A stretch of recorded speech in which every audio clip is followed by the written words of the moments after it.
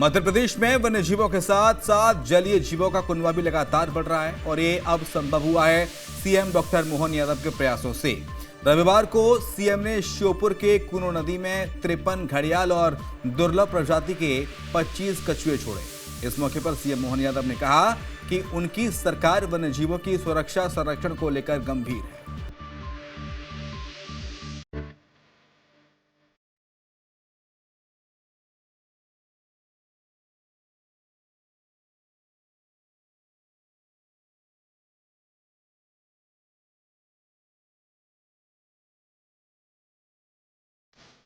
मध्य प्रदेश में मुख्यमंत्री डॉक्टर मोहन यादव के प्रयासों से वन्य और जलीय जीवों की तादाद में लगातार इजाफा हो रहा है।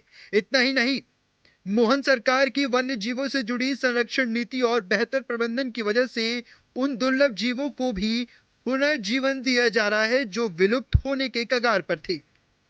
मुख्यमंत्री मोहन यादव वन्य और जलीय जीवों के संरक्षण के अपने संकल्प के तहत रविवार 1 मार्च को श्योपुर के कूनो नेशनल पार्क पहुंचे, जहां उन्होंने कूनो नदी में घड़ियाल और कछुए छोड़े और पूरे प्रदेश वासियों और वन्य जीव प्रेमियों को बधाई दी।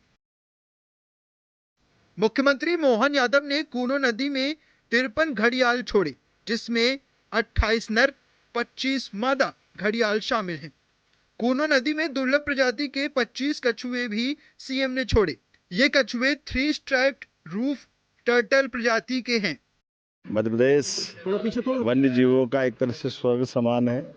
हमारा फॉरेस्ट डिपार्टमेंट सरकार के माध्यम से सभी प्रकार के प्रजातियों के संरक्षण के लिए खास करके जलचर घड़ियाल ये पूरे देश में अनोखे हमारे चंबल अंचल में होते हैं। चंबल की सहायक नदी कूनो में आज हमने 53 घड़ियाल के बच्चे, जिनको लगभग 2.5 साल के आसपास हमने अंडों से से करके निकाल करके पर्यावरण की सिस्टम को पुनः एक तरह से पुनर्जीवित करने की दृष्टि से बड़ा संकल्प है और इसके कारण से एक नई साइड हमने यहाँ निकाली है।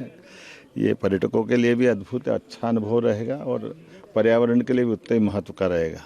हम सब ने इसी के साथ यहाँ एक और 3 धारी के कछुए, ये भी देश भर में बड़े दुर्लभ है, उनको भी हमने पुनर्जीवित करके एक तरह से इस जंगल को आबाद करने के लिए स्वच्छंद वातावरण में स्वच्छ जल में छोड़ने का बड़ा काम किया है।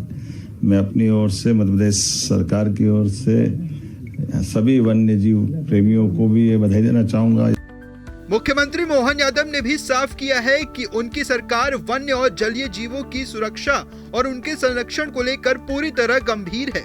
इस मौके पर सीएम ने चीता प्रोजेक्ट का भी जिक्र किया। उन्होंने कहा कि ये बड़ी चुनौती थी, बावजूद इसके ये योजना काफी सफल साबित हो रही है। मुख्यमंत्री मोहन यादव ने बताया कि हाल ही में बोत्सवाना से 9 और चीते लाए गए हैं, जिसके बाद अब मध्य प्रदेश में चीतों की कुल संख्या बढ़कर 48 हो गई है।